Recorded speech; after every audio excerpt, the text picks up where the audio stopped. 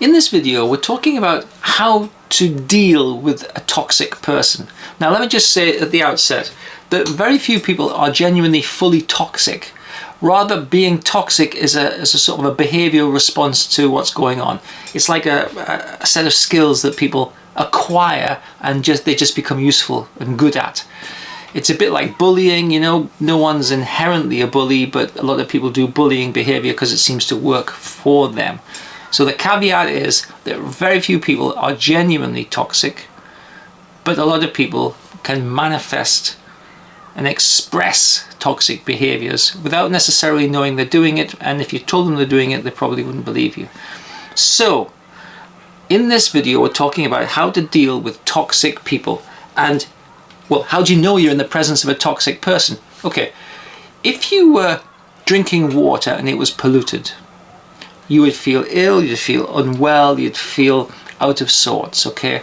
If you have dealings with a toxic person, do you feel ill at ease, stressed, out of sorts, unhappy? Is it causing you a distress? Because if it is, that information is important information that tells you that you're dealing with someone who, consciously or unconsciously, is being a toxic person. So we recognize toxicity because it makes you feel broadly upset.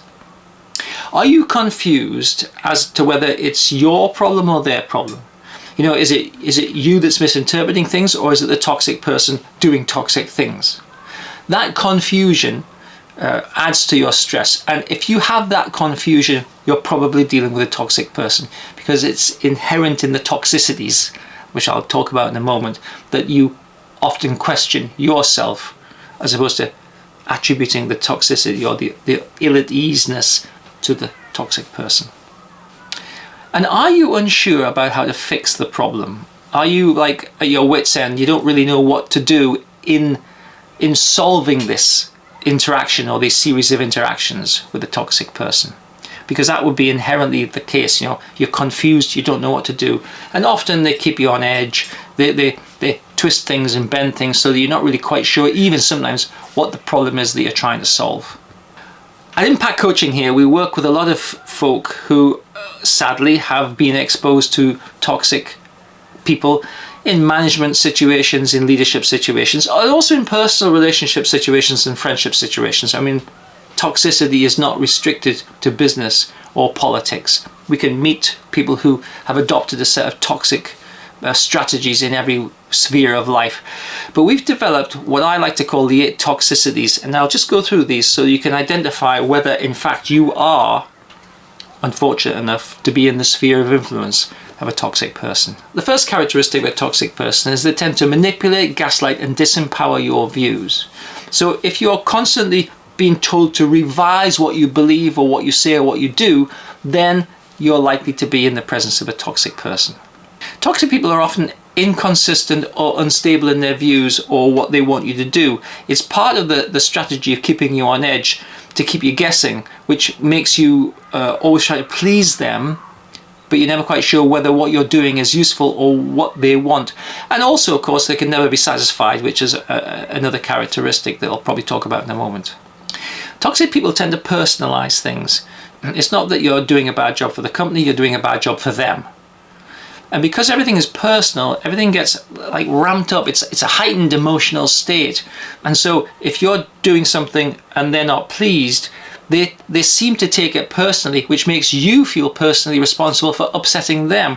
So there's a very unhealthy emotional dynamic around personalizing everything that makes it really stressful to be in their sphere of influence.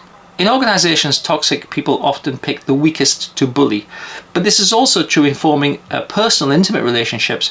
Toxic people often want people who they can dominate or that they can mold in some shape or form for their own ends. This always ends poorly because people don't want to be molded or shaped, and toxic folk have a tendency to push things way too far, and then we call that abuse, really.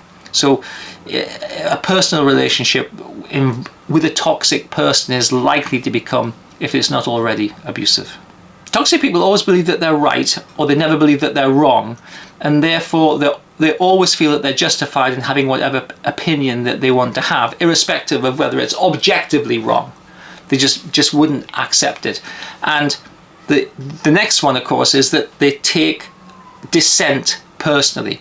So a dissenting voice, an alternative point of view is often taken as a personal attack, and therefore things get heated very quickly. To be a successful toxic person, you have to lack empathy, which means that other people are instruments, they're tools, they're items that you manipulate. And that means that you don't really see them so much as human beings, you see them as things to use. Now, this significant lack of empathy can be pushed so far that it becomes psychopathy or sociopathy. Okay, but that's not just your normal stuff. It's really regarding yourself or what you need to be so important that other people are relatively unimportant. You know, it's common for like sales managers to never be satisfied, for instance, with the numbers that their team bring in, or leaders never to be satisfied with what other people are doing. And so in large organizations, there's lots of opportunity for people to be pushed and pushed and pushed beyond their reasonable capacity through the toxic influence of someone who has the power to create instructions and to make things, you know, flow down the chain of command. So what do we do about it if we are in the sphere of influence of a toxic person? I think the first thing to recognize, and I've said this perhaps at the beginning, is that many people are not toxic because they are inherently toxic, but they have acquired a set of skills which makes them look, appear and behave as if they're toxic. If you're in a personal relationship with someone who sort of fits the bill as a toxic person, I'm afraid the best option is to get out of the relationship, because they probably won't change. Well, I'll say they won't change, and therefore it's only going to go one way. So better to get out of the relationship sooner rather than later. If you're in a friendship relationship with someone who is toxic and does these toxic behaviors, these 8 toxicities, and you're at the receiving end of that, then likewise, this is not someone that you really necessarily want to be friends with, because they're not going to change, because they see no reason to change, and therefore probably reduce the importance of that relationship upon you.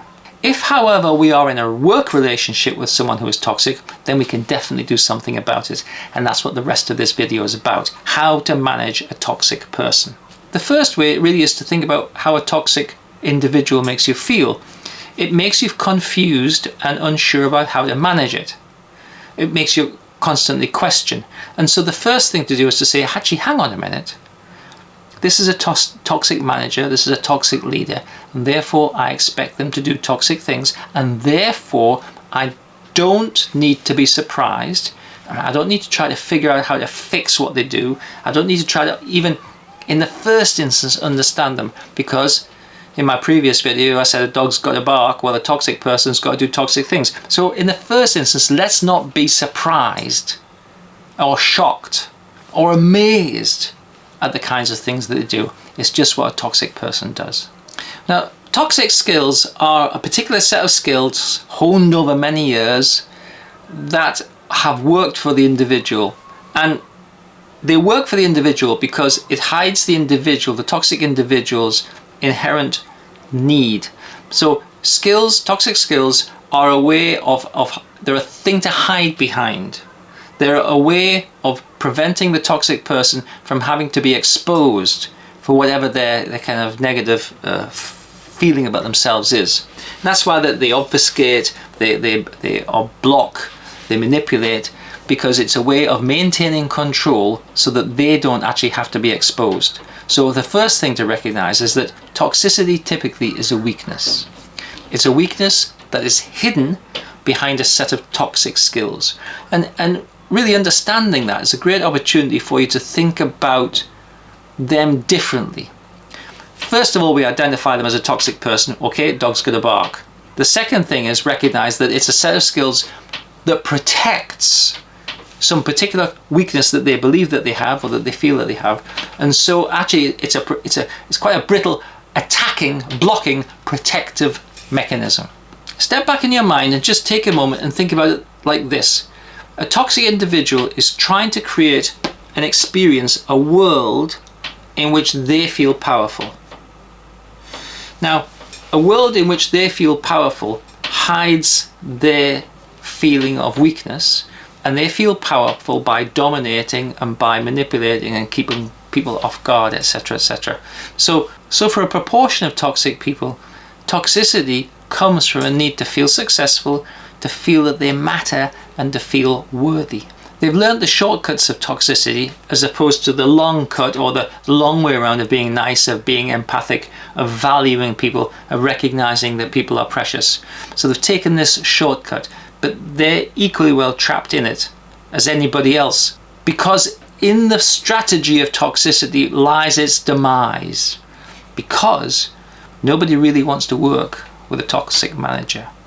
And so it might get them a certain level of success, but after that it becomes unsuccessful, except in a very extraordinary circumstances where people have to accept the toxicity as sort of normality, which requires quite a lot of power and influence. For toxic people, control looks like people trying to please them.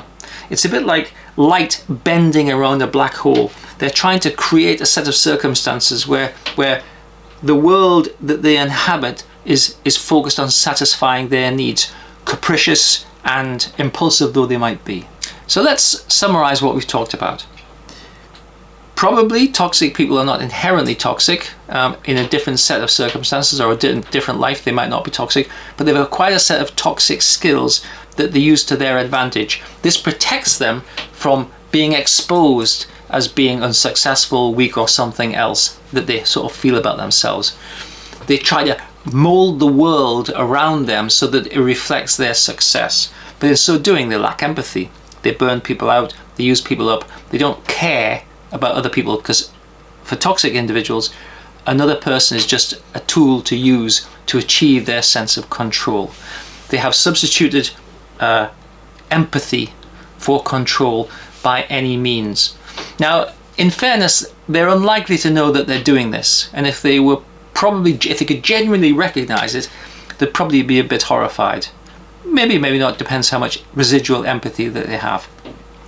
But from our point of view, recognizing these elements, okay, we start to disengage from the toxic person, and we can see that they're playing a role. It's a performance, and that performance has a goal which satisfies them. But suppose we play a different role. Suppose we perform something different. Suppose we figure out what we want to achieve as opposed to what the toxic person wants to achieve. Because fundamentally what they want to achieve is to feel safe and secure without their deepest fears being exposed. So let's step back. Let's recognize a dog's got to bark, a toxic person's got to be toxic. Therefore, let's not be surprised at what they do. Let's recognize that their toxicity comes from a place of weakness often, and therefore they're trying their best just to shape their world so they're not exposed. So let's see them as weak individuals who have acquired the ability to bully people because people let themselves be bullied. Let's think of them as people who are somehow trying their best to succeed but using a bad set of strategies. Let's think of them differently. Let's sit back in our chair and consider that everything they do, to a large degree, is a protection so that their weakness and their low self-value is not exposed. Let's change our attitude towards the toxic individual. And instead of giving them power and control over us, let's retain our power and control. Let's make them work a bit harder at being toxic. Let's make them account for their toxicity. Let's make them feel differently about the way that they interact with the world. Now, I know this sounds quite complicated and it's difficult, but just changing your attitude towards the toxic person is absolutely the first step in gaining some mastery over how to manage them and how to survive being in the sphere of influence of a toxic person. I hope you found that interesting. If you'd like to have more conversations about how to manage toxic people, please get in touch with us at Impact Coaching. I will be happy to have a talk with you about that. Also, make sure you subscribe on our LinkedIn or on our website. And if you want to have a chat about any kind of element of coaching, psychology, please feel free to get in touch. Thanks for taking the time to watch and listen.